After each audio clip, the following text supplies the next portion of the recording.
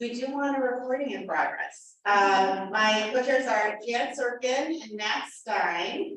And we have been working with the enormous help of Canary Jackie, Temple President. There's Canary. It's been absolutely fantastic with just taking on an entire piece to help each one of us we thought about what is it that we want to highlight during this year. And so I chose social justice, and I've got a social justice planning committee, and I'm going to read out their names in alphabetical order. If you're here, raise your hand. We've got Larry Joseph over here, Judith Cossey, Beth Sklarski, there's Beth, Nikki Stein, there's Nikki and Erica Walker, Ruth Zarnecki Lickstein is right over here. Dina Helstein is, I just saw you, there you are. And Joan Pomerantz has been very helpful. Joan is here probably helping to organize something. And I also want to acknowledge and show gratitude for the Temple staff who've worked behind the scenes to help make this event a success. Thank you so much, including Cody Garrett, and Scott Nelson, who has also been an acting executive director of the Temple, very important part of our planning process.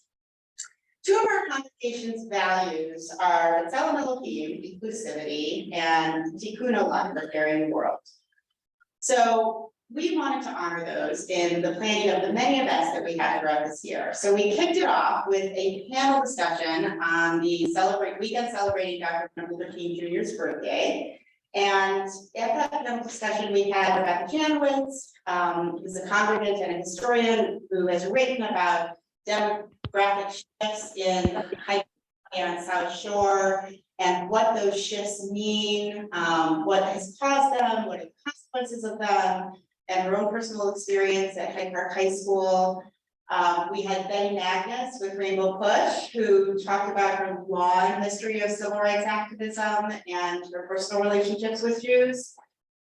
We had Jerry Midas, former Temple president, who talked about our congregation and how we showed up in the civil rights movement. And an important goal of ours is definitely to honor our social justice history. It is rich, it is strong, no doubt about it. We also want to be critical and see where we could do better and what we need to do moving forward. So Jerry talked about let me get the name right, reaffirmation of principle, where our congregation signed a document saying, we oppose discrimination in employment. We are absolutely against discrimination in housing. We stand against discrimination in places of public accommodation like restaurants and hotels. But when it came to membership in private clubs that discriminated against other people, Blacks, we didn't want to sign them. We also had Rabbi Kipper Spoonet, who is the rabbi at Beth Shalom B'nai Zaken Ethiopian Hebrew congregation. And he was a Black Jewish rabbi, and he talked about his experience going into temples across the country and how he was received and how people would look at him and look at him like, what are you doing in here? And sort of question his legitimacy. Jews question his legitimacy and ask him, how do you know what to do in a temple? And he's a rabbi, so he probably knows better than the people who are judging him. And we had Erica Walker. I don't know, did I mention you, Erica? I think I mentioned you before. Wherever you are, who moderated it beautifully. And Rabbi Reeves, who summed everything up afterwards, and he said, I noticed that this panel is very diverse. Of the 6 people who were on the stage, including Jerry on Zoom, 4 of us were Black, 3 of us were Black Jews. That happened because we had diversity in the planning committee. We didn't think about that. As a byproduct that happens when you have diversity planning these sorts of events. So that was our first event, but I'm here to talk about Tani. So I first met Tani 2 years ago. she gave a presentation at Anshiamet, and my cousin's best friend was a congregant there and was in the audience, and she reached out to my cousin and said immediately, Lisa, you need to meet Tani. So I reached out to Tani on LinkedIn, said, I don't know you, but I looked you up, you looked impressive, and was wondering if you want to have a conversation. And she wrote back immediately and said, yes. And so we did, we met on Zoom. I could spot immediately that there was authenticity, intelligence, passion, and we had a wonderful conversation, and it started a great friendship.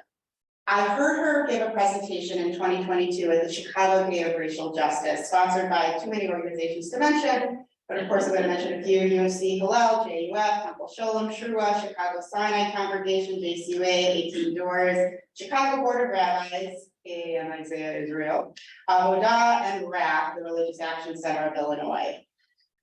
I was moved to tears, and I thought we have to get her at KM Isaiah Israel. Tani uses she, her pronouns, and her life and career have been centered around education, Judaism, and the arts, with a commitment to equity and belonging as a thread throughout. She is the creative director for B'chol Lashon, a national Jewish nonprofit focused on raising awareness around racial and ethnic Jewish diversity. And she's an anti-racism educator and consultant. Tani serves on the executive board for the Union for Reform Judaism, where she's involved in aiding the reform movement's commitments to diversity, equity, and inclusion. She has her BA in creative writing from the Allister College and an MA in Jewish professional studies from the Spertus Institute for Jewish, where her capstone focused on how Jewish nonprofit boards might diversify to reflect the diversity of our Jewish population. She is a former arts educator, synagogue education director, and Chicago director for 18 Doors, formerly Interfaith Family. In 2018, she was named one of the Chicago Federation's 36 under 36, and was a 2022 recipient of the WRJ's Women's Empowerment Award. Tani is especially interested in the intersection of race, the arts, and Judaism. Let's give a warm welcome to Tani Prell.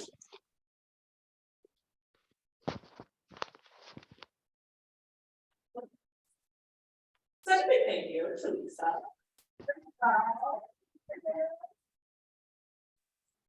Be with all of you today. Thank you for having me. Big thank you to KM Israel, which is one of my favorite places. I've been so lucky to have been with you a few times for various events, and it's a joy every time I get to come back. So many thanks to all of you, and I'm really excited to spend the morning with you. So as Lisa said, I am Tani Prell. I use she, her pronouns, and I really would love for us to start out with me giving you a little bit of an introduction, a little bit of background on me and the questions that brought me to this topic. Before that, just as a little overview, this is what we're really going to do this afternoon. Good afternoon. We're now in the afternoon. Okay. We're going to do a little journey through history. And we know that race plays a really pivotal role in America. So today we're going to journey together to understand how whiteness was conditionally granted to Jewish people in America, and how they find themselves alongside the construction of Blackness and anti-Black racism in America. And in 2023, where our Jewish community is as diverse as ever, understanding our history is incredibly important for understanding how we move forward. So as I said, before we get started, I want to share a little bit about what has made me passionate about this topic and the questions that have brought me to studying this. And I also want to invite you to think about the questions you're bringing to the room today. You all know the title of our presentation: Conscious Construction, the Construction of American Jewish Whiteness alongside the construction of Blackness in America through time. So you have your note cards, or just if you want in your own mind to think about, as I share with you a little bit about my background, my story, what questions you yourself are bringing into the room today. So about me, I'm mixed race. My dad is Black. They're gonna be coming today. I'm really excited. They're gonna meet my family. I think you also if you're on the Zoom. Oh, I'm gonna use little owls. So hi. Remember the owl. And so yeah, my dad is Black, and then my mom was white. And so I grew up belonging neither to Blackness nor fully to whiteness either. And so race was always something that was very evident to me. I was the only person of color in my school until high school, and I didn't fully know or understand what it meant to be Black, but I knew that I was not white. I was very aware that I couldn't wear my hair the same way that my white friends were wearing their hair. My teachers were just like a little bit more annoyed at me, and I was getting in trouble a lot more than a lot of my white friends. I'd look at my family pictures of my white family and be like, I don't look like them. And so there were these glitches in the matrix that really made me question everything as it related to race. And so then in high school, I was finally in an environment with other Black people, with other mixed people. And because I was already aware of this, the presence of race and Blackness and whiteness for myself, I took it another step further. I was starting to notice colorism at my school. So I was starting to notice how I was treated as somebody who is very light-skinned at times, white passing, depending how I wear my hair, here it is, how I was getting treated versus my darker skinned mixed friends versus my friends with two Black parents, and absolutely compared to my friends who were white. And I needed to understand how this came to be. And it was the struggles that I was facing with racism, and also the growing awareness that I had for the privileges that I was having from my proximity to whiteness that led me to want to deeply study and understand this reality as it came to be. And so my studies first really focused around Blackness, mixedness, and the color line. And then we add the layer of Judaism to all of this.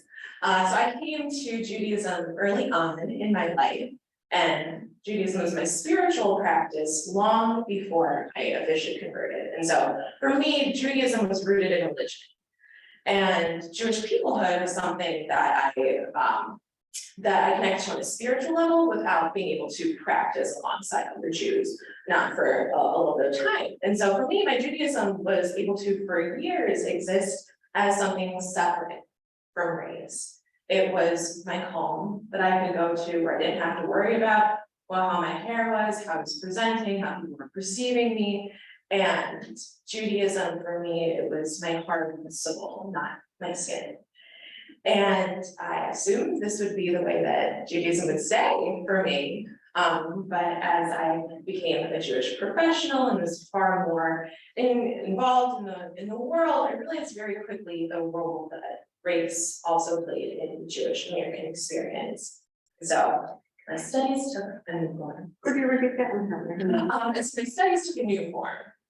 And one of the ways that I felt so much alignment with Judaism was the commitment to social justice. And I noticed that my commitment to equity and belonging wasn't something separate from, but very integral to my chosen religion. And so I'm sure that many of us are familiar with this photo of Martin Luther King Jr. and Abraham Joshua Heschel, who are marching together alongside in the fight for civil rights. And the more church conferences that I was going to, and the more spaces I was in, the 1960s in particular were always raised as this very important moment of Black and Jewish solidarity.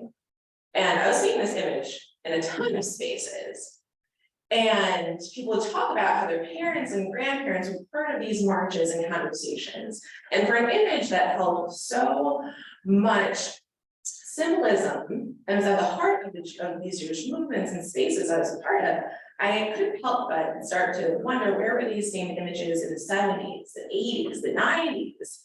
And why had I been experiencing, and along with my Black friends across the country, moments of microaggressions and racism and questions of belonging within Jewish spaces. And so while race itself, as we're going to learn, is a construct, it's a myth, it isn't real. Racial difference isn't real, we're all human, that's Elohim in the image of God, and yet race has very real consequences and impacts, even in our sacred spaces. And so I wanted to understand this even.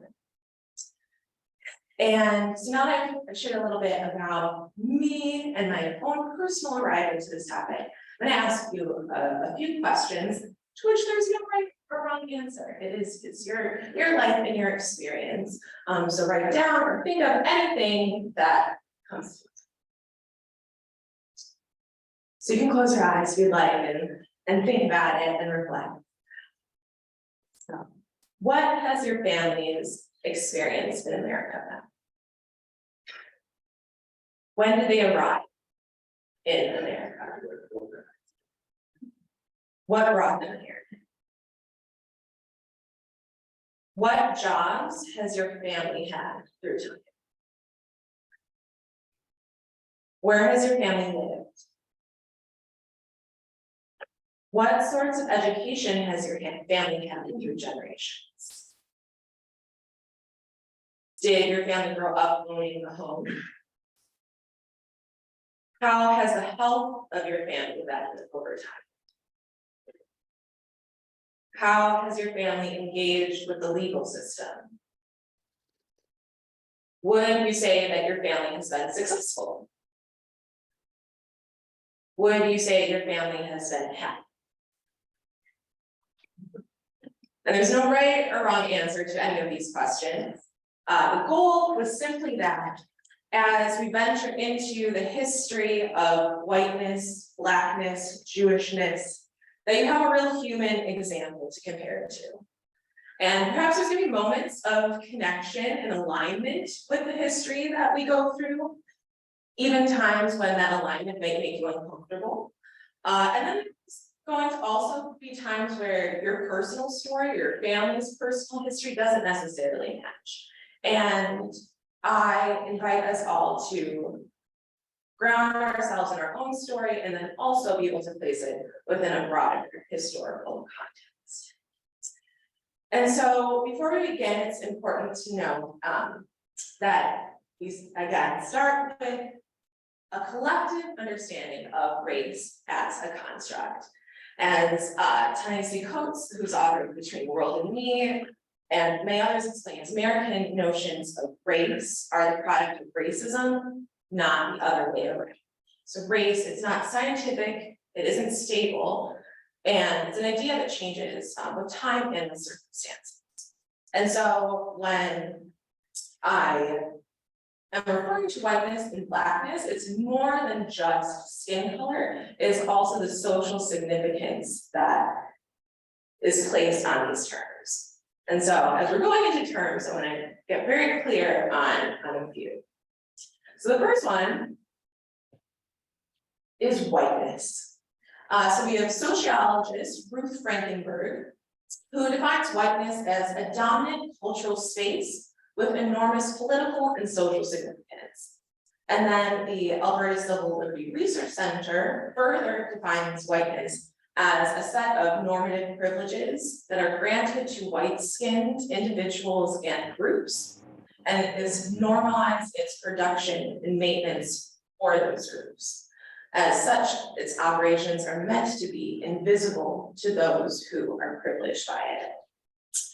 And the author, Melissa Ott, who is the author of Me and White Supremacy, says, you cannot dismantle what you cannot see, and you cannot change what you do not understand.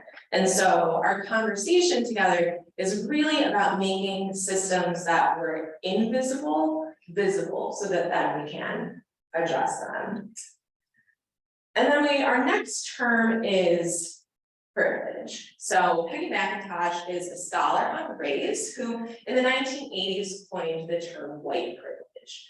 And she said we can think about privilege as an invisible package of unearned advantages and assets, which some people can count on cashing in each day, to which the dominant group is meant to remain oblivious. Privilege is like an invisible weightless backpack of special provisions, maps, passports, code books, visas, clothes, tools, and blank checks. And we're gonna get into examples of how this has shown up through time. But it's important to know that privilege, it isn't personal and it's not chosen, but it is deeply significant. And when thinking of privilege, it's also important to know that while it can come in the form of added advantages, it is also very often in the form of an absence of additional barriers. And so while we have groups who are being given invisible advantages and assets for holding the dominant identity of whiteness, there are then systems, policies, and cultural practices in place that actively suppress those who do not hold that identity, in our case, who do not hold whiteness. And the term for that then is oppression. And systems that are invisible to those who hold whiteness are visible and very real to those who do not. I'll send this, these are some examples of what privilege. And so oppression functions on 4 main levels. We have the internalized, which are the ideas and stereotypes and biases that people hold. The interpersonal, that goes all the way from someone saying in terms of race, someone saying something racially offensive, all the way to violent acts such as lynching. Institutional, which are our policies and procedures that happen within institutions. And then we have our systemic. When you think of any system, education system, our health system, our housing system, these are governmental policies that then have impacts on our institutions. So for example, we have our education system, and then you have a school, which is an institution, and then you have interpersonal students and teachers who are in that, and then you have the ideas that our teachers and students hold, as an example. So racism and anti-Semitism are both forms of oppression. And yet there is a very clear and important distinction. With that being that in 2023, anti-Semitism is now most often played out in the internalized, people holding anti-Semitic ideas and biases, and also in the interpersonal, so when saying something outright anti-Semitic all the way towards an act of violence on a synagogue. So pre-World War II, it was very much also institutional, as we're gonna get into. There's quotas on numbers of Jews allowed in various institutions, such as schools, such as social clubs, and it's very conditional. Anti-Black racism, however, has functioned on all of these levels: internal, interpersonal, institutional, systemic, in ways that have oftentimes been very violent. And from the time that Africans were brought to America as slaves, and it has continued to often have violent consequences. And a very key and comparable distinction is in the ways that anti-Black racism has specifically functioned on our systemic level, being written into the laws of our country, the ways that the government has provided and then denied access to Black Americans, and which has allowed for the reinforcement of anti-Black racism on these various levels to continue. And so while race is a construct that is crafted and conditional with very unique functions in America in particular, its impacts are incredibly real. And so there's just a few things I want to note about our time together. And the first is that before we dive any further, I just want to name that no group is a monolith, meaning that within the Jewish people, within Black people, within people in general, everyone's experiences are unique and distinct. And so we're talking about broad terms and themes and ideas. And so I've asked when you share to only use I statements. and understand that your experience might not, and likely is not the same as someone else's, and we cannot speak on behalf of an entire group. And there's also, as I said, like maybe parts of this history that don't necessarily align with you personally and your family. And so again, just an invitation to think about these things holistically. And as thrilled as I am for our time together that we do have, there's also no way to be able to dive into all the complexities of the construction of race in America as it relates to Blackness and Jewishness in one afternoon. And so please treat this as a foundation of understanding, and I hope you leave with more questions than you came into, and an invitation to continue that. And also just naming that this presentation is not going to dive into the intersectionalities of gender, of class, of sexual orientation, which adds additional layers, as well as not diving into or telling the story of people of color as a whole. This is a focus on Blackness and Jewishness, and then we know Black Jews are out here living in both. So now that we have a foundation, we have some context, and we have some terms, we really got to start from the very beginning. So the first Jews come to America in the year 1654, and it's a group of 23 refugees who are from Brazil, and they flee to the Dutch settlement of New Amsterdam on Manhattan Island. And for the decades to follow, Jewish settlers and arrival in America follows a very similar theme, where a group would acquire land for a cemetery, they would worship in people's homes, and then eventually develop a synagogue.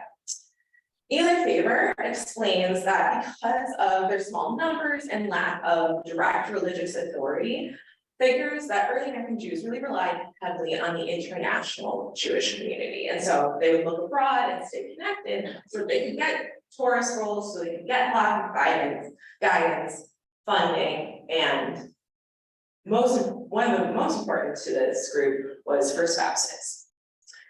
And so this international Jewish network really helped early American Jews to stay connected to the essential aspects of Jewish culture and religion. And coming to America was a conscious choice made by the first Jewish settlers. And these international ties allow for continuation of culture, religion, and most importantly, autonomy. Conversely, while the first Jewish people in America were refugees, the first Africans in America were stolen from their land.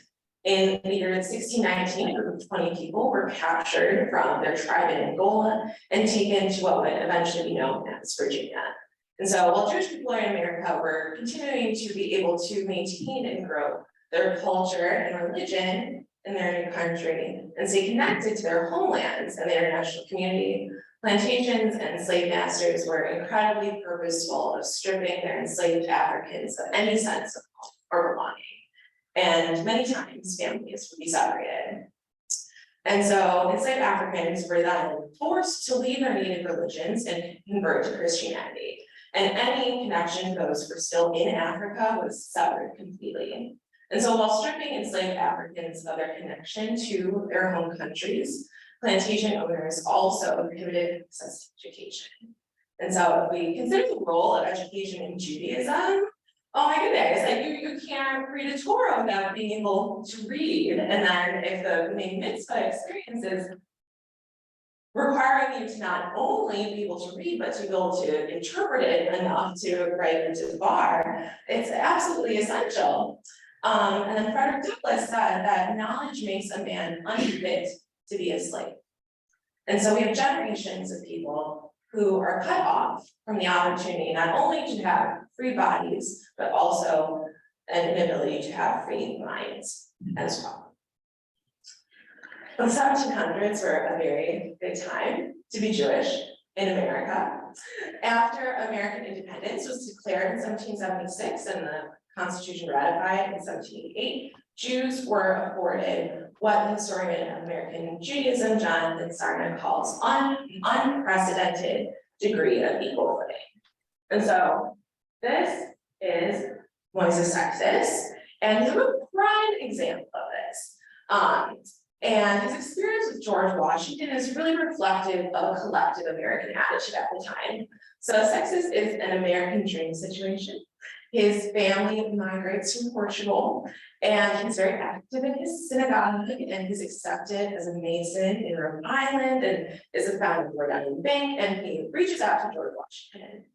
And in his letter, the Washington Library explains that Sextus tells Washington that with America being a country that was founded on religious freedom, the Jews were of equal status and privilege as any other religious group. And so Washington is in full agreement. And in his response, Washington says, "It is now no more that toleration is spoken of as if it were the indulgence of one class of people that another enjoyed the exercise of their inherent natural rights." And in his reply, the library explains how Washington's response really marked a clear departure from just a passive toleration of Jews in America to full-on liberty. And he even hints that America can somehow be a promise for the Jewish people. And this initial transition from tolerance to uplift is foundational to the Jewish experience in America. Rabbi Dana Evan Kaplan said that even though America was a country of immigrants who were expected to adopt a new language, culture, and land, no one ever expected a person to change their religion. And so Jews were able to be American and also have a very strong sense of religious identity. In the time leading to emancipation, Jews were overall treated as white in American society while still being able to remain distinct. In The Price of Whiteness, Eric Goldstein explains that at this time, native-born whites viewed the Jews' economic success and their perceived links to civilization as characteristics that affirmed their membership in the dominant social grouping. So things that will end up becoming white dominant culture, such as economic success, access to education, established family units, many Jewish people had already really perfected. And so while there's this embracing of Judaism by the president and then American society more broadly, granting Jews the privileges of whiteness leading up to emancipation, our legal system is simultaneously writing into its laws ways to further dehumanize enslaved Africans. And in the 1700s alone, 6-7 million Africans were brought to America to be slaves. And while enslaved Africans continue to be stolen from them, we also have the first generations of children being born into slavery. In 1776, the Constitution mandates that any person who is not free would be counted as 3/5 of a free individual for the purposes of congressional representation. So this 3/5 clause then increases the political power of slave-holding states in particular. And in 1662, a law was passed stating that everyone's freedom is dependent on the condition of the mother. And this is where we start to be introduced to concepts of colorism, or the idea that the lighter skin you have, the closer you are to whiteness, the more privilege you receive. And I also want to name that upcoming in the presentation, just a trigger warning, there will be references to violence. So please do what you need to do, but just want to put the warning out there. And so the law dictating the condition that the condition of the child is dependent on the mother amplifies an epidemic of white male slave owners raping their female slaves, knowing that the children born to these women would be their property. On plantations, you now have children who, while still Black, are now mixed and lighter. And it is often that these lighter skinned children would be given less labor intensive roles, and most often the ones who were in them. And so even on plantation, this proximity to whiteness grants access to privilege, to protection, and even more autonomy than to those who do not possess it. So after the signing of the Emancipation Proclamation in 1865, knowing for certain who was Black and having clear markers of whiteness was going to be a very urgent need in post-slavery America. Slavery was the engine of the American economy, with its enslaved Africans as the driving force. And the connections between capitalism and racism are essential to understanding the construction of Blackness and whiteness in America. And it would have impacts on how whiteness and Blackness continue to be constructed.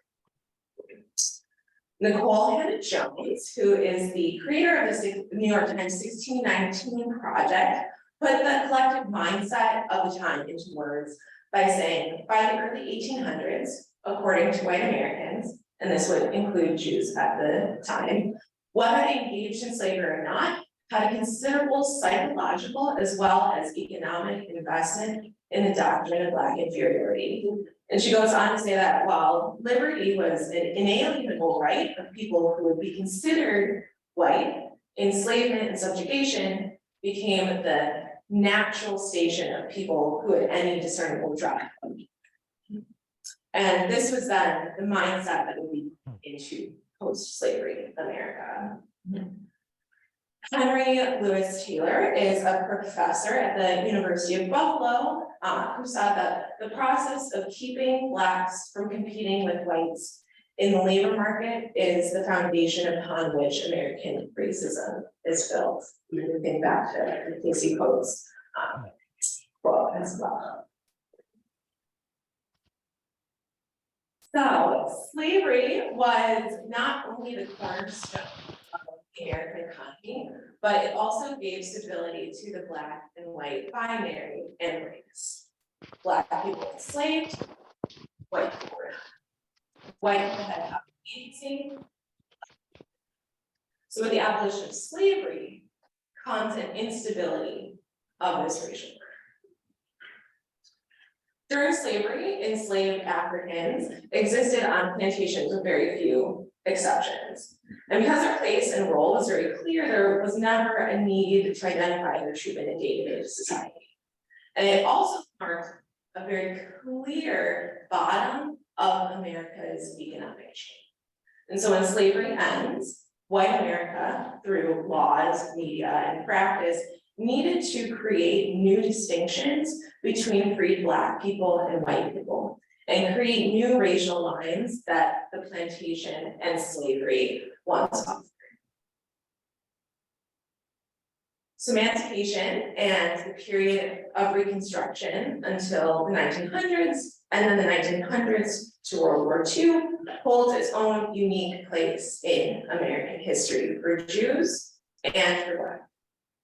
And I'm going to go into a general overview of Jewish life at these times where more than ever, Jewish conditional whiteness has been taken away, it will be taken away, and then into the ways that America was forming new forms of anti-Black racism in place of slavery.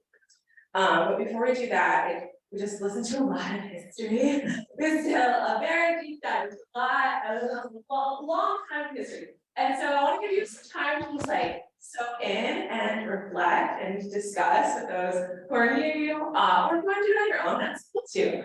But to think about, now that we've heard all of this, what questions are coming up for you? What reflections, ideas are you sitting with? What feelings are you feeling about this in regards to America, race, Judaism, Jewishness? Think about for yourself where that distinction might be as well, your own family history, and then for yourself also. So we'll just take like a few minutes tonight. Reflect. Feel free to check what you're thinking.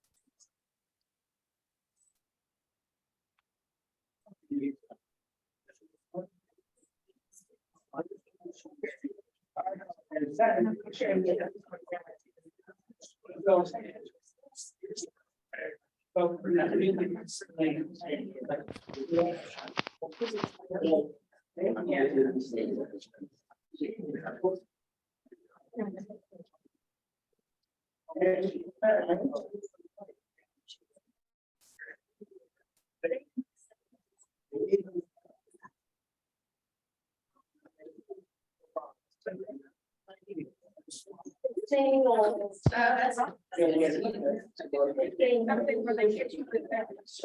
Yeah, I have so many things.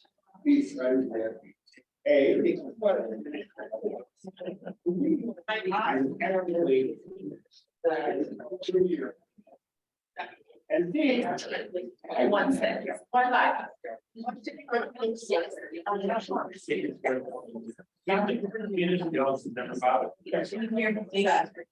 This. Rock on. Okay. Yeah. Okay. Excellent. Is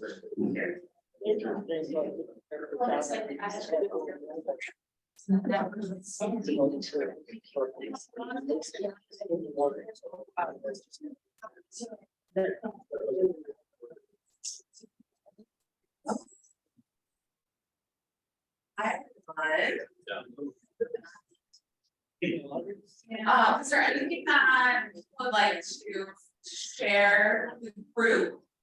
Or question I can answer for you right now? Also, please feel free to write down your questions and keep them. Sometimes it's nice to like let things layer and then ask at the end. So feel free to keep your question as well. But if there's anything like anyone wanted to share, happy. Yes. So I know that I have very dry skin. I'm aware of that. But when I get the list of how do you identify yourself, Asian, worried by that. I have a lot of trouble checking the right thing. Yeah. Not because I don't recognize that I have privileges because of it, that I take advantage of. You know, I get that that's part of what happens, but I don't feel good about it. I always read Jewish. Yes, And that's really true. So I'll since I have my thank you so much. What's your name? Nina. Nina, thank you, Nina. So Nina brought up the fact that on so many of our surveys, governmental surveys in particular, there is a question where you have to identify your race. And there's no Jewish, it's white, and it's difficult.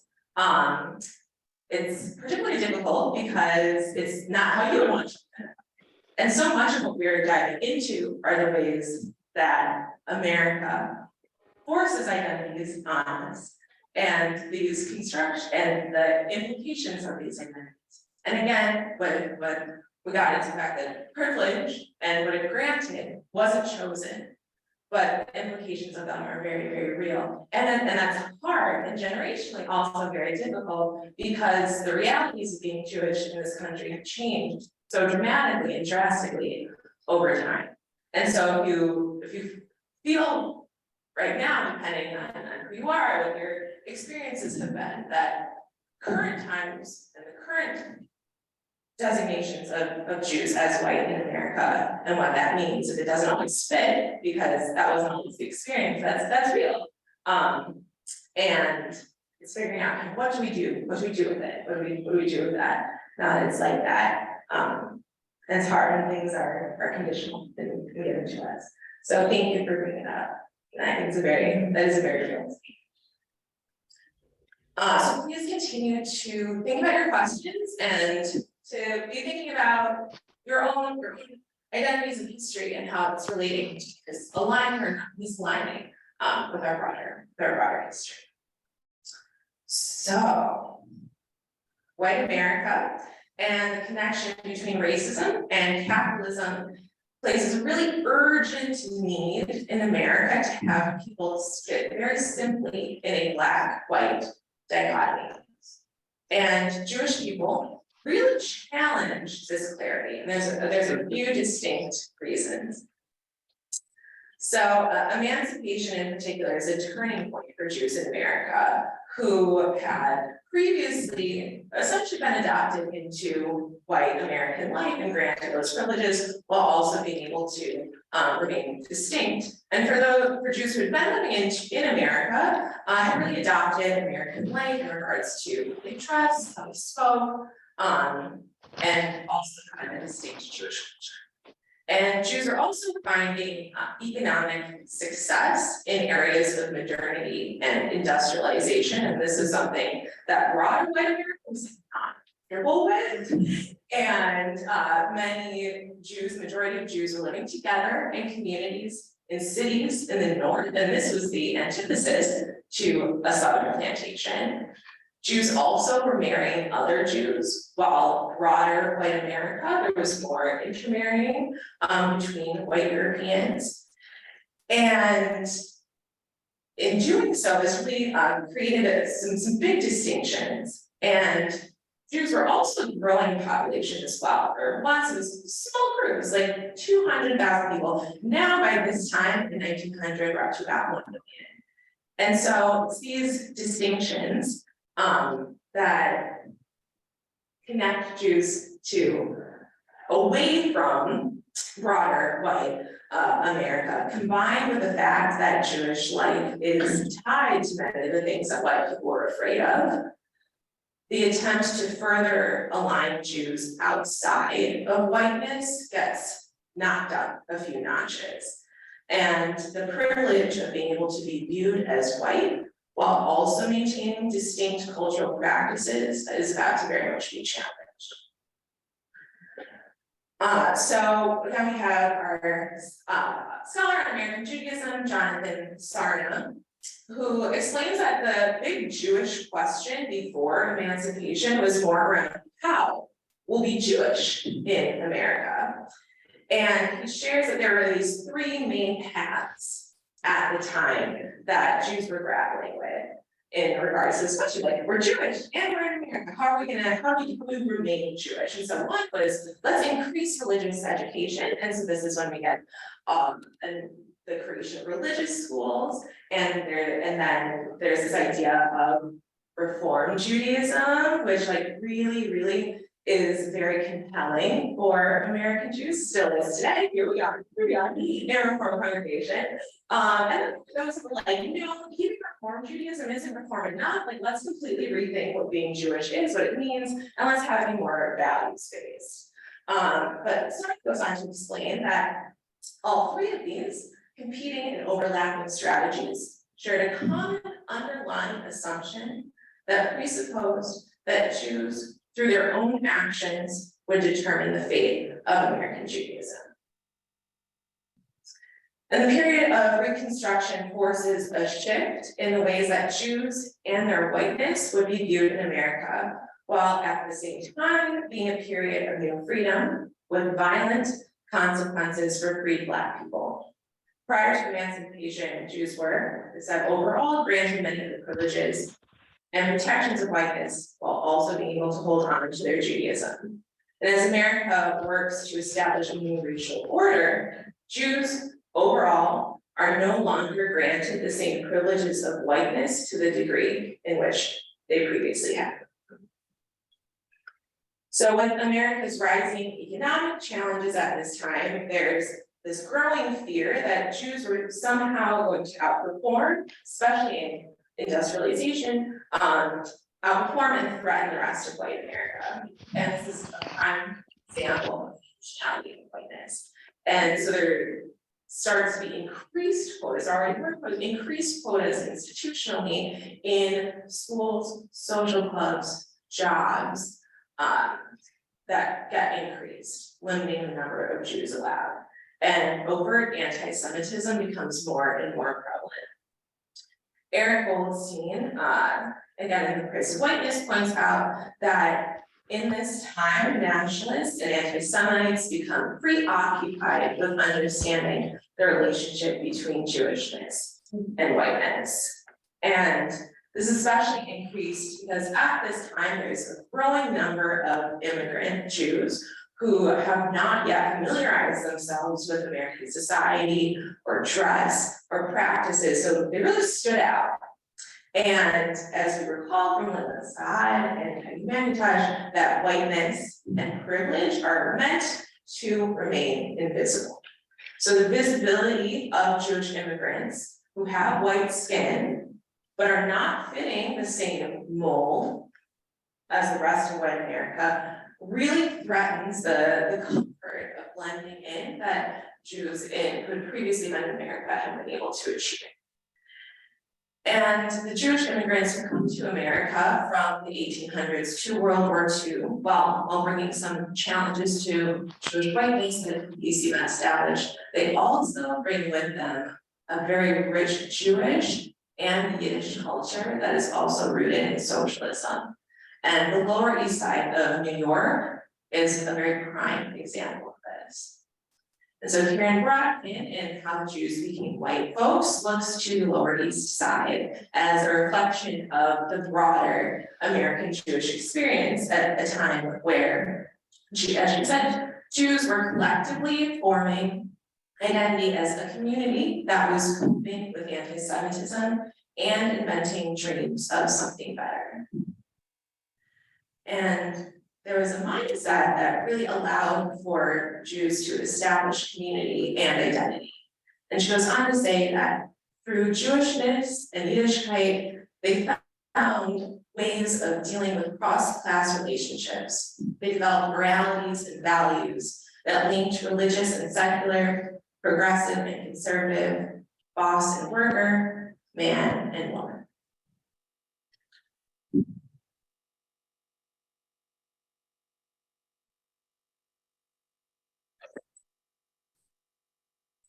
Next on the wrong computer. There we go. Okay, so Brockman goes on to reference Arthur Levin, who's author of Jews and Elect, who emphasized the role of socialism in the Jewish community at the time, at this time in particular. And Brockman makes this distinction that this didn't mean that all Jews were socialists or that this was like the only identity.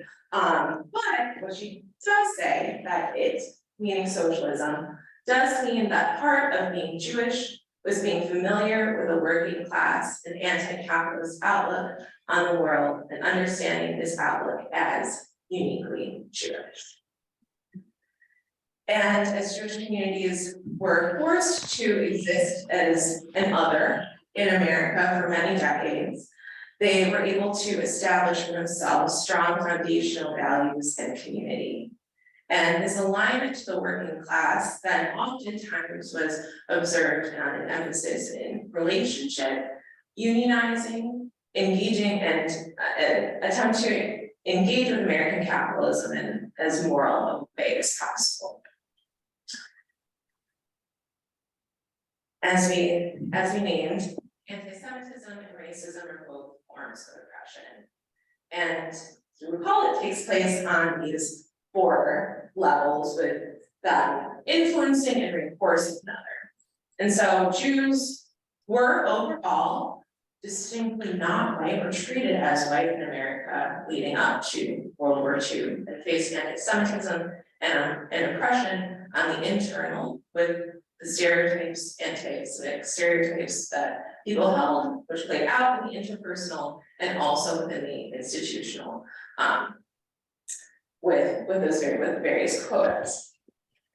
And what we will observe, however, is the uniquely systemic and violent ways that oppression impacts Black Americans who are for the first time free in this country. And during the period of Reconstruction on, we are going to see patterns emerge around white violence towards Black people in response to progress being made on governmental levels that were then observed in real life. And so As an example, this we have the Emancipation Proclamation, which now Black people are free. Black people are free and living amongst white people. And in the South, especially, white people not like this. And the results of this were things such as the Memphis riot of 1866, where for many white Americans who were living in Memphis in 1866 were not wanting to have to share their space with people who they believed should have remained on plantation and enslaved, forced out violently, and murder 46 Black men, women, and children during these riots that lasted 3 days. And they destroyed countless Black homes and Black schools. And with white people being angry at the presence of free Black people in their city, violently driving them out of the Memphis community and leaving the Black community of Memphis absolutely devastated. And so investigations happened on part of the police, and then no white people were held accountable who acted on these forms of violence. And then we have the 14th Amendment as another example, where through the 14th Amendment that the government issues, Black people now have the right to vote. And with the 14th Amendment, if you were once enslaved, you're now given full citizenship and equal protection. And Black men take full advantage of the opportunity to vote and influence elections. And they influence elections in ways that are not making white Southerners happy, because now white Southerners are losing elections. And so as a result, with the Louisiana massacre of 1868 in particular, white citizens in Okaloosa, Louisiana, incite major acts of violence on Black people to suppress the Black vote. And as a result of this massacre that happened in September, an estimated 200 Black men, women, and children were murdered, with the attackers never being held accountable. And these trends of violence to suppress the Black vote, to remind or to tell free Black people that they were not welcome, continues in the South, especially for the time from that time on during the time of Reconstruction. And so Reconstruction was a series of attempts by the government to protect free Black people at first, and then followed by the government halting and actively regressing these protections that were written into law. And so after the period of Reconstruction from the 1890s now offer a legalized form of racial segregation in the form of Jim Crow.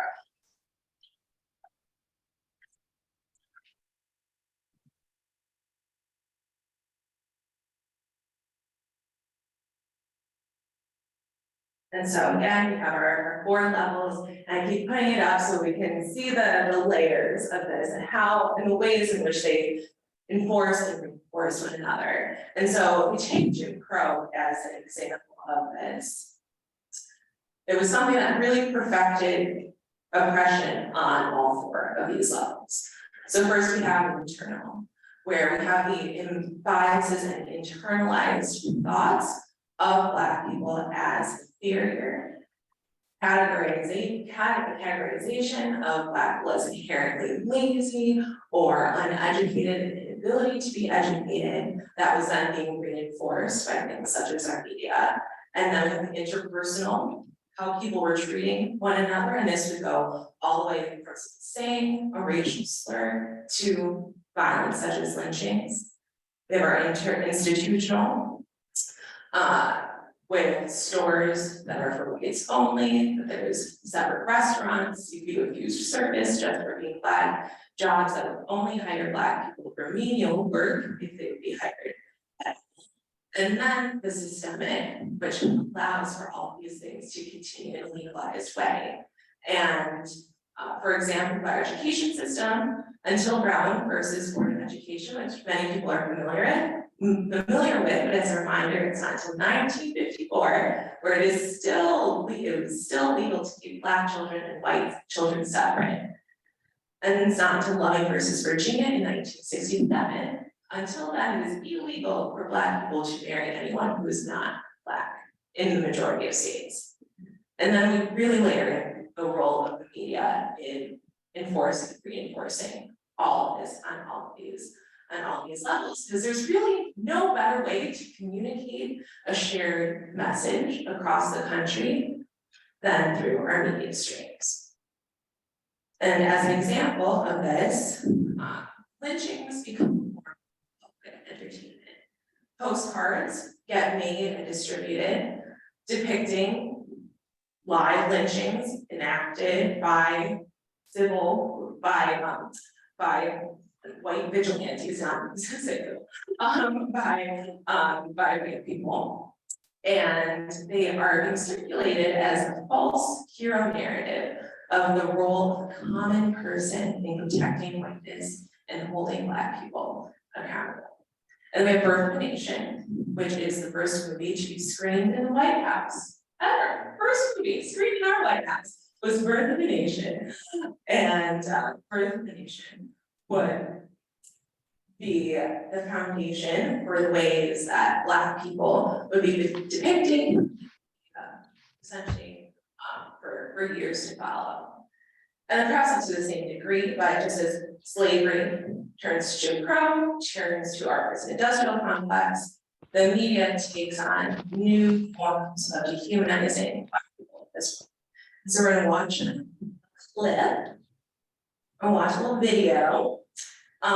This is if you're ever in Michigan, the Jim Crow Museum. We're gonna watch a little clip of the ways in which the media creates and reinforces. All groups, all racial and ethnic groups in this country have been caricatured. None of them has been caricatured as often or in as many ways as have Africans and their American descendants. David. Sorry, I was trying to get the caption. And then you click the other, the top one.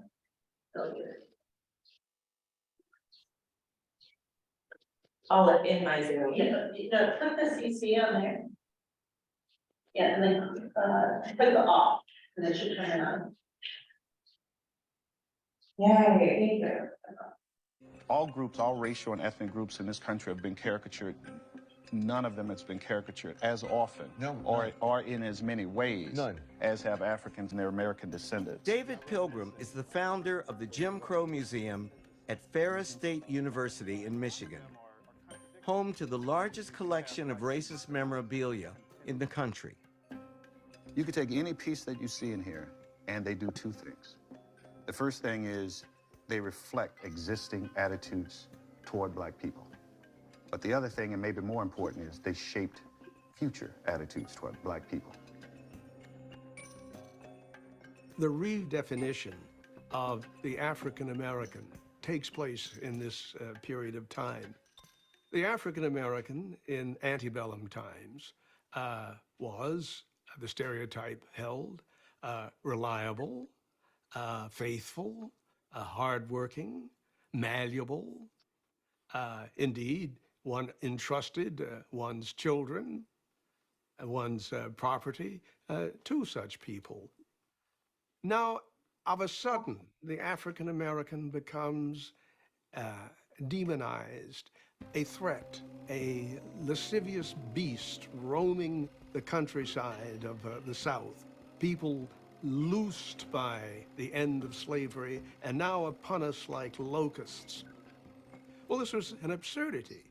A massive propaganda campaign demeaning African Americans and legitimizing violence against them was fundamental to reinforcing Jim Crow.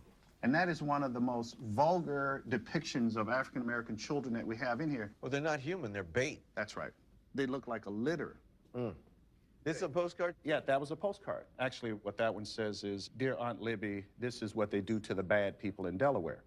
And the significance here is that it shows a black person being beaten matter-of-fact way. It's the normalizing of violence against blacks. And look at this kid's face. Not only does that teach something about violence against blacks in this case, but it's also teaching him. Oh, yeah. It's horrible.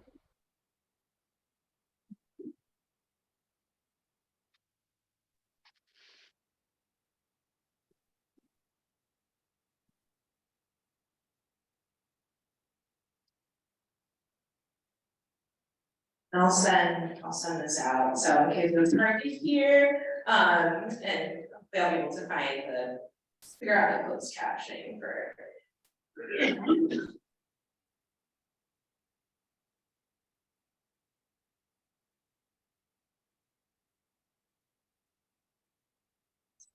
Okay, so as whiteness is being crafted in a way that you have it, it is the automatic ideal. It's an automatic ideal holding traits of goodness, working, family oriented, well mannered, it's the norm, it's invisible. Whereas blackness is very actively being crafted to be the visible other. And the media helps to draw this distinct line between whiteness and blackness. These characters become commonplace messaging across the country.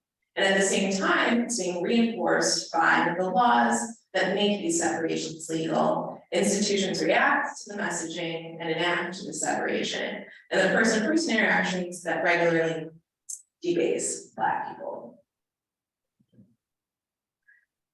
And the Black-white dichotomy takes on new and important roles in the 20s and 30s.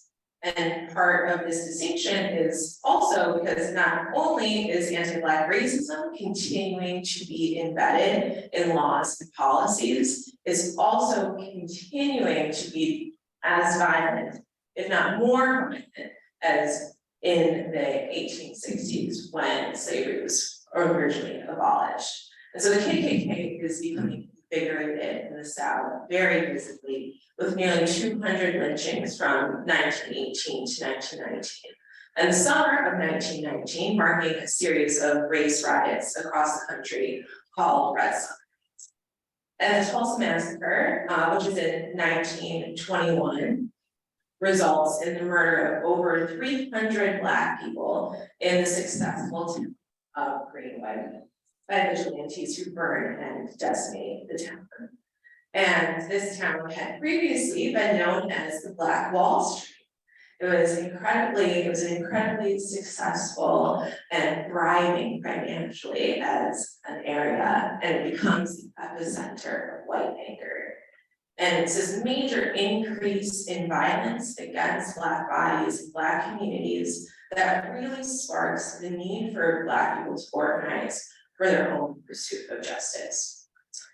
And then World War II happens. And as there's starting to be Black organized fights for justice with World War II and people going to war, many Black communities are also encouraging Black people to go into the army to be able to receive the benefits of it. And World War II is going to have major impacts on Jewish and Black people in America in a variety of ways. So upon returning from war, Jews would gain access to the privileges of whiteness that will continue well into 2023. Much of what we observe right now in Jewish America was foundationally set right after World War II. And so while that's happening, Black Americans, upon returning from war, would experience new forms of overt anti-Black racism and active barriers of thriving and access to collective life that has generational impacts, both for white America as well as Black America. And so one of the greatest impacts of the war positively for Jews and negatively for Black people was the GI Bill. And so the GI Bill was signed in 1944 by President Roosevelt, and it offered veterans unemployment insurance, tuition assistance, job placement, and guaranteed loans for homes, farms, or businesses. And the bill was claimed to be race neutral. And in practice, on the institutional and interpersonal levels, this was very much not the case. And so as an example of this, we have college as an example. And so while before college, before the war, college was very much more of a social club for the Protestant elite, and Jews were allowed in very limited and conditional numbers.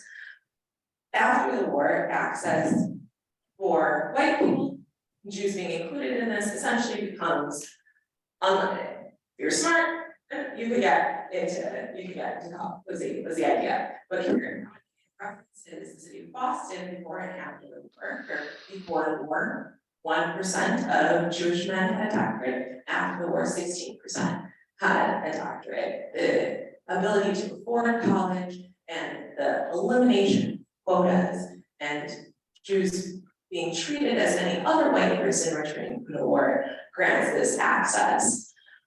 Whereas for Black people who were applying to these same colleges and universities were very regularly rejected, and according to the journalist and historian Edward Hughes in his article, How the GI Bill Shunted Blacks into Vocational Training, 28% of white veterans went to college on the GI Bill compared to 12% of Blacks, and of that number, over 90% of Black veterans attended historically Black colleges and universities, as there was the only ones that were allowing them in. These institutions were mainly in the South and already were underfunded and did not have remotely the same legacy foundations as other colleges that might be.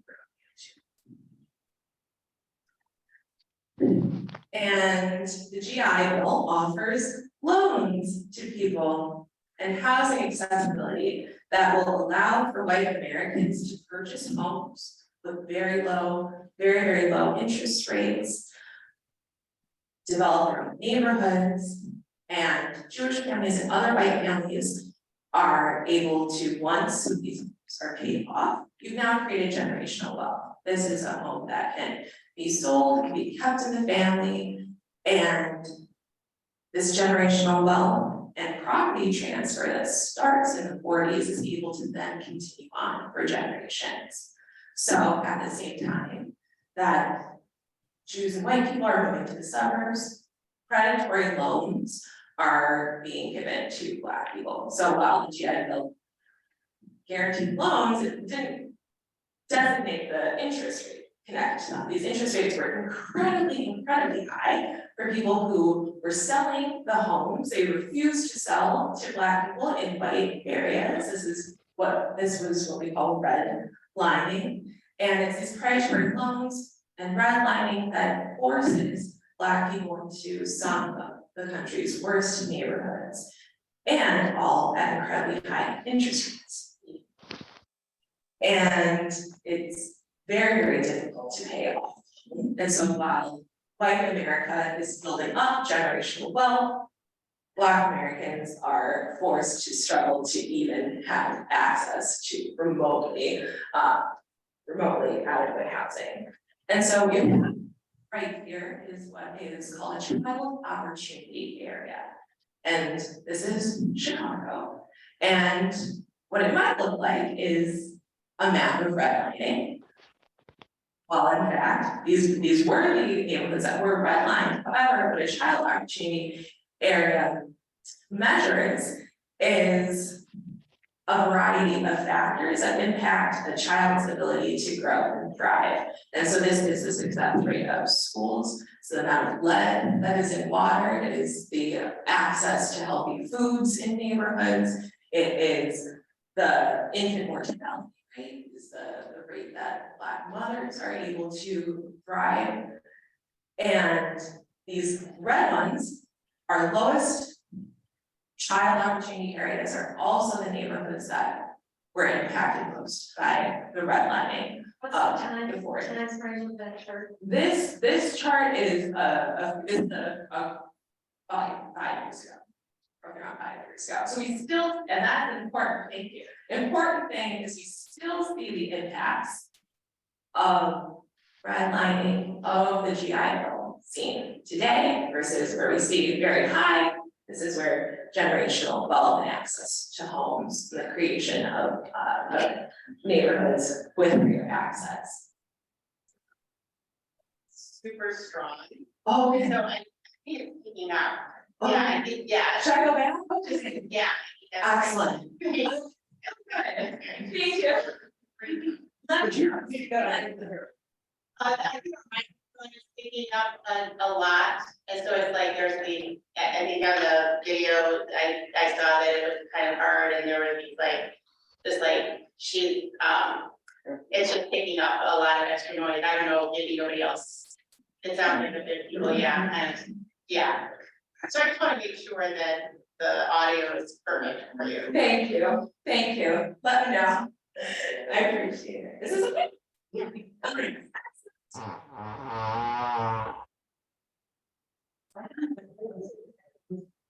Bless you.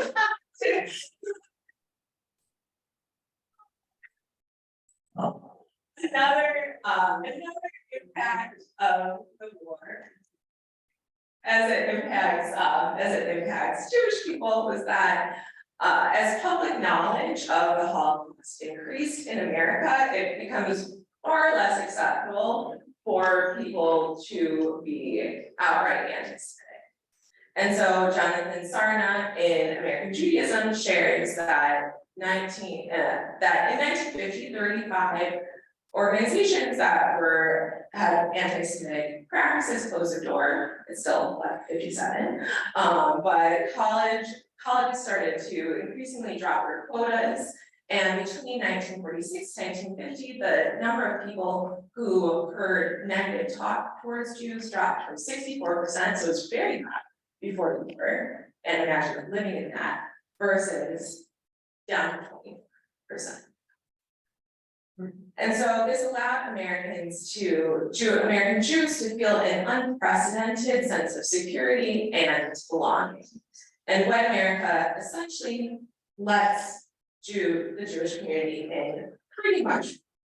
And while, of course, anti-Semitism still is in existence, and while there had been a tension of needing to assimilate but wanting to remain distinct, this new security allows for Jews to once again be able to establish distinct Jewish identity in America.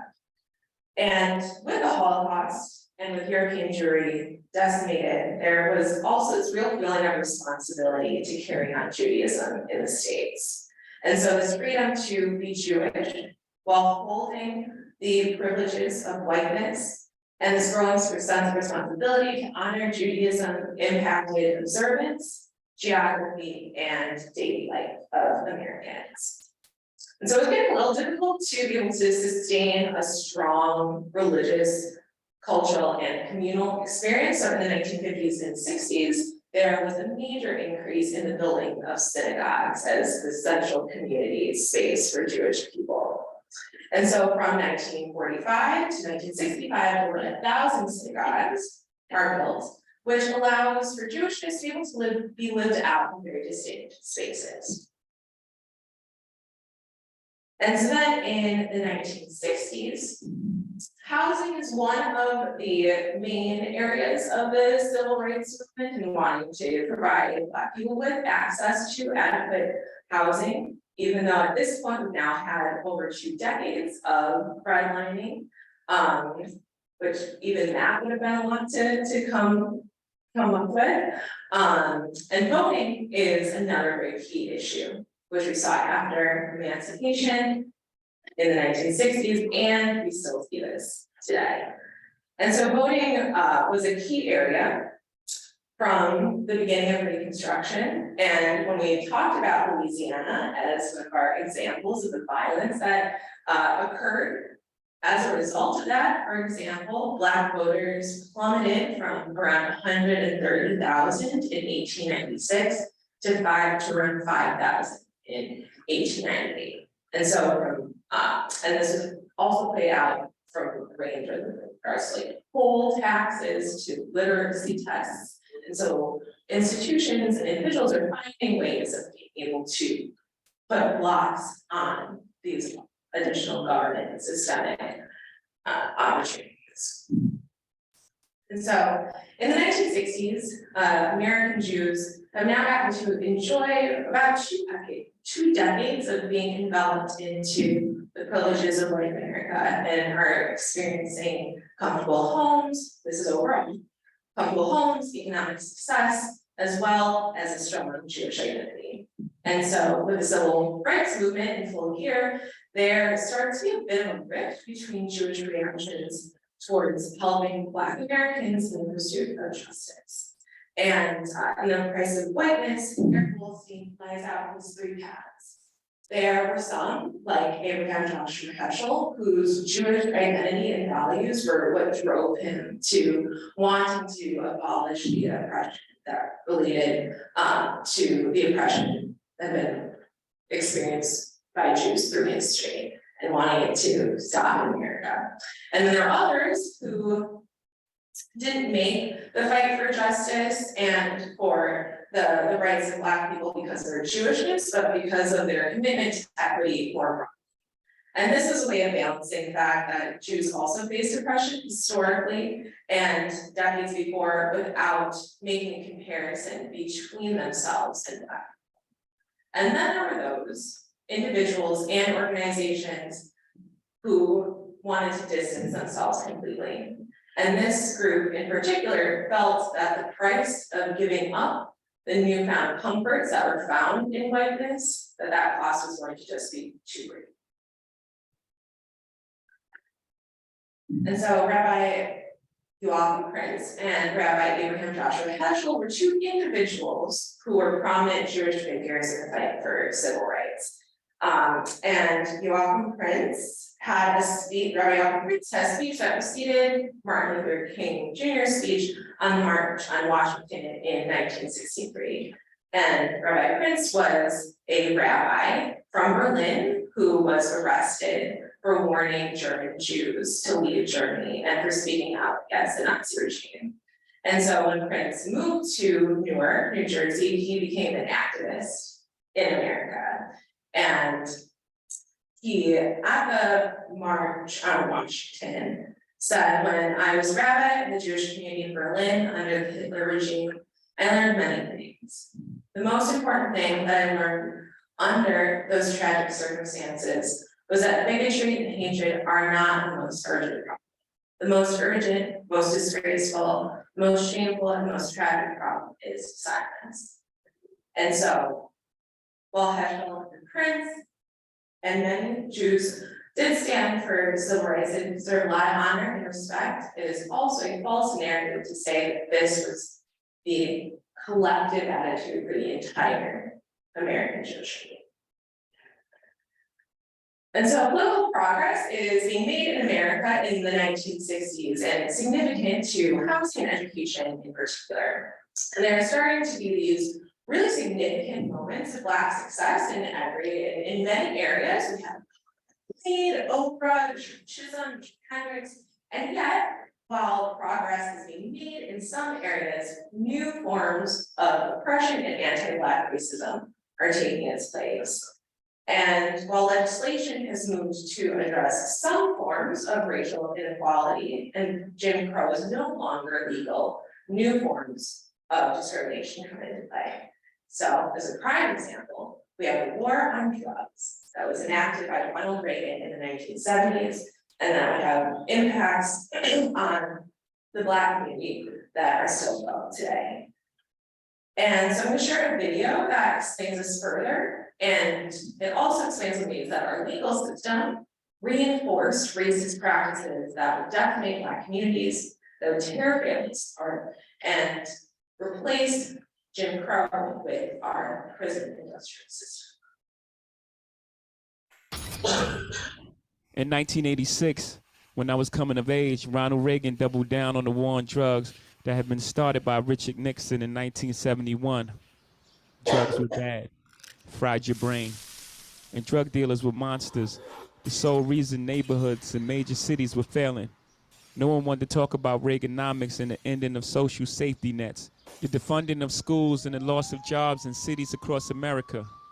Young men like me who hustled became the sole villain, and drug addicts lacked moral fortitude. In the 1990s, incarceration rates in the US blew up. Today we imprison more people than any other country in the world. China, Russia, Iran, Cuba. All countries we consider autocratic and repressive. Yeah, more than them. Judges' hands were tied by tough on crime laws, and they were forced to hand out mandatory life sentences for simple possession and low-level drug sales. My home state of New York started this with Rockefeller laws. Then the feds made distinctions between people who sold powder cocaine and crack cocaine, even though they were the same drug. Only difference is how you take it. And even though white people used and sold crack more than black people, somehow it was black people who went to prison. The media ignored actual data to this day. Crack is still talked about as a black problem. The NYPD raided our Brooklyn neighborhoods while Manhattan bankers openly used coke with impunity. The war on drugs exploded the U.S. prison population, disproportionately locking away black and Latinos. Our prison population grew more than 900%. When the war on drugs began in 1971, our prison population was 200,000. Today it is over 2 million. Long after the crack era ended, we continued our war on drugs. There were more than 1.5 million drug arrests in 2014. More than 80% were for possession only. Almost half were for marijuana. People are finally talking about treating addiction to harder drugs as a health crisis, but there's no compassionate language about drug dealers. Unless, of course, we're talking about places like Colorado, whose state economy got a huge boost by the above-ground marijuana industry. A few states south in Louisiana, they're still handing out mandatory sentences for people who sell weed. Despite a booming and celebrated 50 billion legal marijuana industry, most states still disproportionately hand out mandatory sentences to black and Latinos with drug cases. If you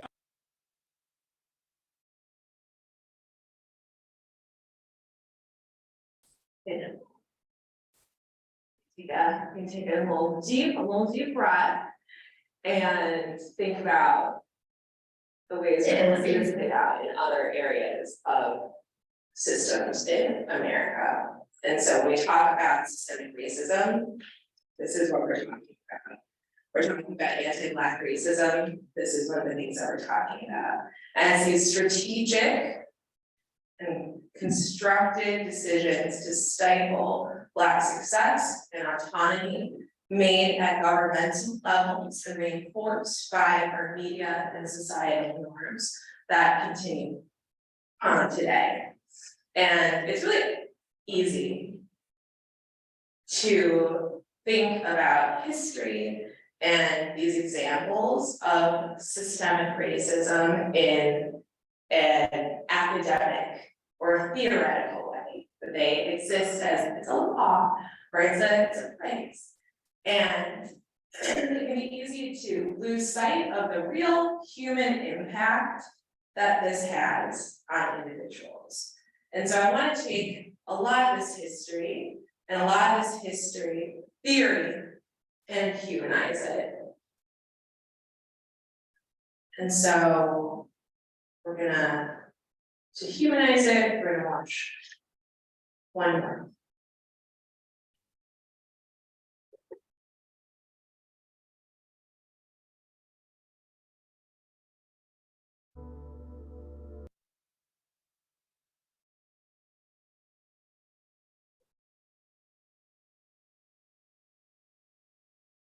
When the last federal troops leave the South, it's a signal to Southerners.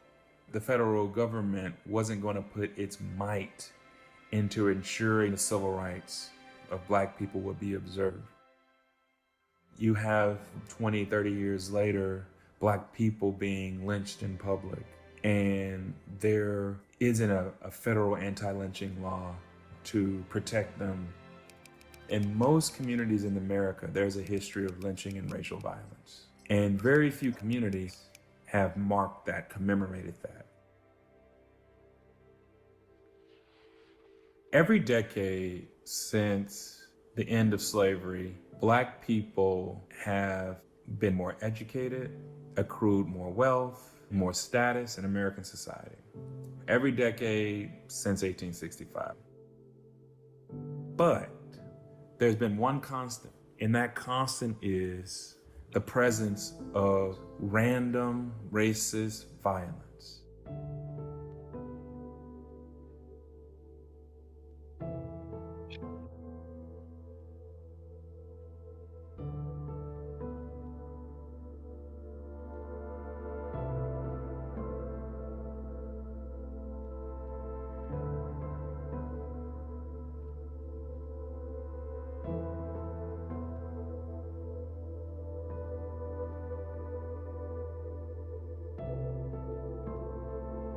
What I see in George Floyd's murder was a white police officer attempting to dominate and to subdue a Black man who was not resisting, who could not resist. Even though slavery came to an end in 1865, the desire to master and dominate Black bodies did not. And we have never dealt with that. These are the kinds of stark realities that are highlighted during Juneteenth. If Black people's lives can be expunged through racist violence and no one is held accountable, how free are we? Are we free?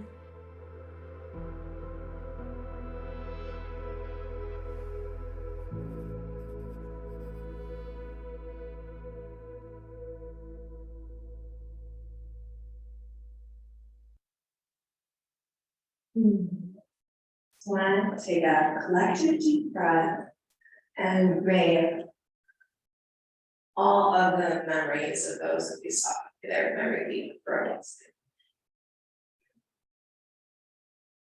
And so we've gone through a lot of history, and we're brought to today together in the year 2023.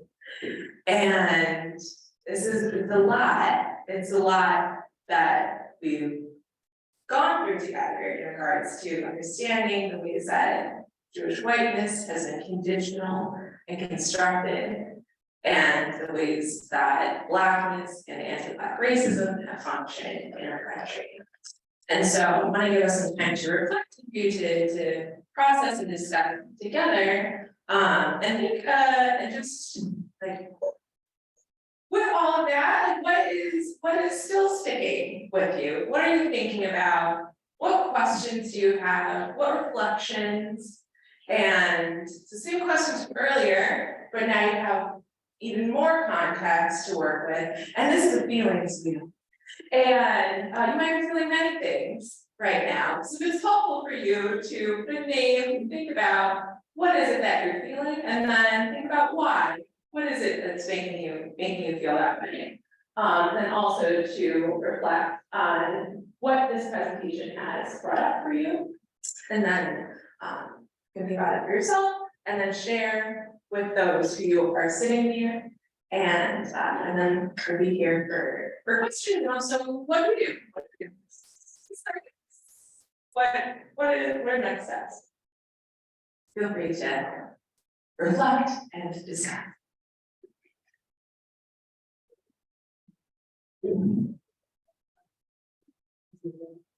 That's the one ourselves. What we need to learn.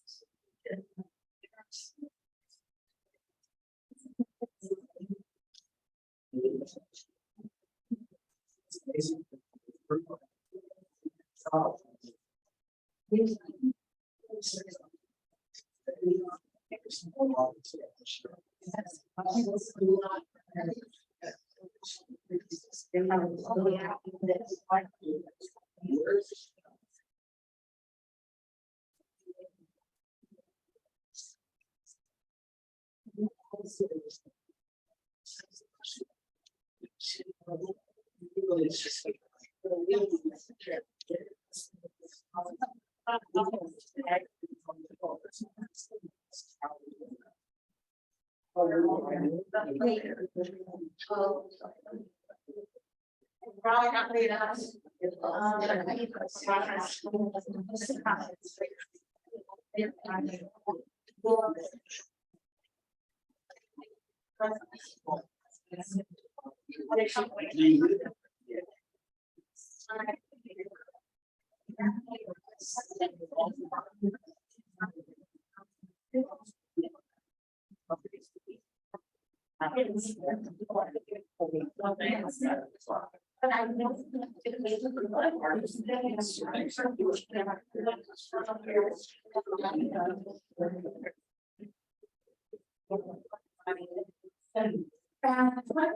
Sorry. If you would like to hear chatter, if you would like to, questions that you have now, or you can also get into like what we do with this. I also want to invite people to share out now, and then if they had any. Yes. So my neighborhood, is Redwood. Oh. You say this is a little louder. Sure. We can pass this, yeah. Okay. So my neighborhood is Redwood. We have people from South America, China, Hong Kong, Taiwan. It used to be Polish and German. But it is redlined. Several years ago, maybe 20 years ago, I was working at the jail and I had an employee who was African American, and I tried to find some places that were renting, and I found a place. And she went and she talked to the daughter of the owner, and the daughter of the owner was fine with her, but her mother was. That was 20 years ago. And I'm thinking, okay, now what do I do about this? And I don't know how, everybody in the neighborhood feel about this. It's so but so I'm thinking, well, I should talk to the alderman and have the alderman get all the people who, realtors together and say, look, this is the problem, do something about it. But this is the first time in 20 years that I thought, oh, that's something we could do. And how do you all feel about this? Right? Thank you, Kathy. Yes, and bring up the generations. We think one of the things in Chicago that we don't face is that there is such a thing as general anti-black discrimination in under service communities, and the fact that these are issues that have existed for 100 years versus the immigrant experience. Immigrants always get discriminated against. But by the second and third generation, they are Americans who have the same access to services, jobs, education, all the things that are privileged under the white privilege. But blacks have not. And so to combine those things as discrimination in the same general sense isn't reasonable. I want to say something from my experience recently. Rabbi Reese gave a sermon on Friday night. And at the end, he encouraged us, not implored, but encouraged us to take the time between Passover and Shavuot to go up and to look at injustice I think that, and do something about it, to dedicate ourselves. And I don't know who else heard it, I don't know if people disagree, I don't know the bad. But I think this is our opportunity, not to just listen and talk, share, but plan. To follow the rabbi's hopes and thoughts for us. And do something. I know that when I was 14 years old, and we started talking about 14 was around the time of Brown versus the Board of Education. And I realized that the situation of Jews in Europe was the same as the situation as Black people in this country. That there's no retribution if you kill somebody Black. There was no retribution if you kill somebody Jewish in Europe. That maybe we should call the things that happened race riots, but pogroms. I have a lot more to say, but I'm not sure. Thank you. Lynn. Thank you, Lynn. Thank you, Lynn. Yes. Claire. I want to pick up on the issue that Nina raised earlier.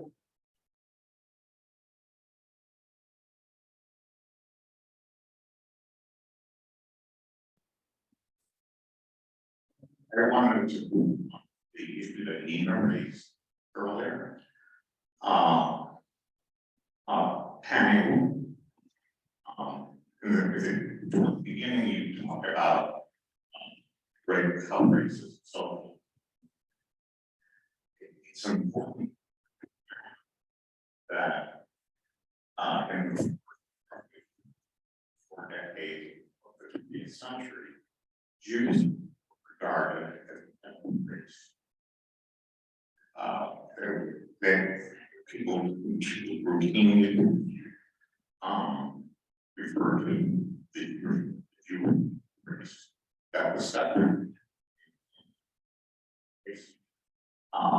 That begins to change during actually really at the outset of World War II. American fall, when the idea was that all Americans should be united in housing. So Jews became white. Yes. Yes. That, thank you, that's perhaps that's so great. It's something that thank you. Okay, groups have some nice conversations with one another, and let's just start of these. I know many of you have already been having this conversation, and being in conversation is incredibly important. And we can call upon our wonderful scholar and activist, Angela Davis, who says in a racist society is not enough to be non-racist. We must be anti-racist. And the artist and activist Lil Watson says that if you come here to help me, you're wasting your time. But if you come here because your liberation is bound up in mine, then let us work together. And what was that? She is an artist and an activist. She, Lil Watson. Yes, and she is Australian and does a lot of Aboriginal rights in particular. Yes, and so I want to invite us all to be in an active process of dismantling these systems, the white supremacist systems that have allowed for anti-Semitism, that have allowed for the conditional granting and taking away of whiteness of Jews in this country throughout our country's history. And the same white supremacy that has allowed for anti-Black racism to uniquely thrive in this country. And to be in the active process of being anti-racist. And what does that mean? What does that look like in our day-to-day lives?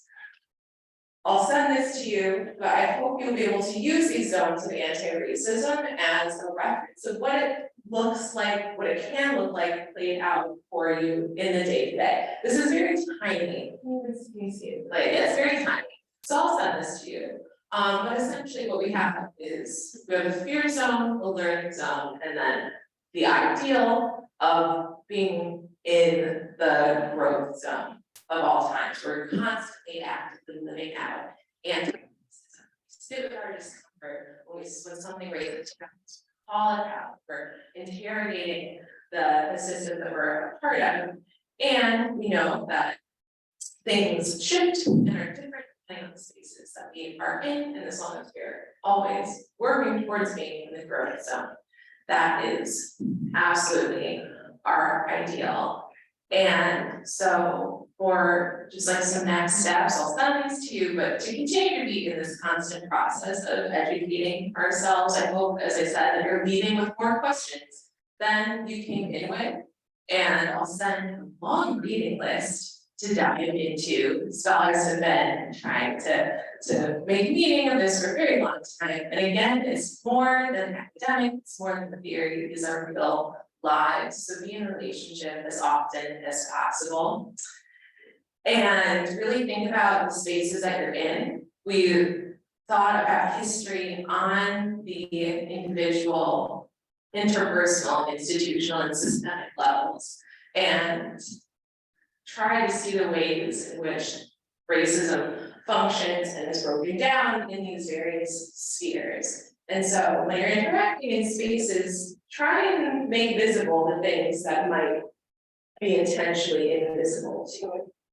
And by doing so, that's how you'll be able to start to address and actively be in an anti-racist process. And this is uncomfortable. This is long work.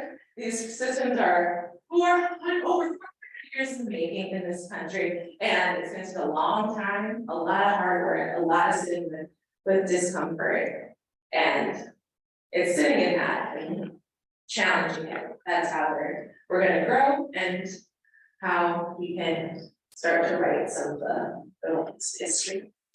And that, ta-da, thanks.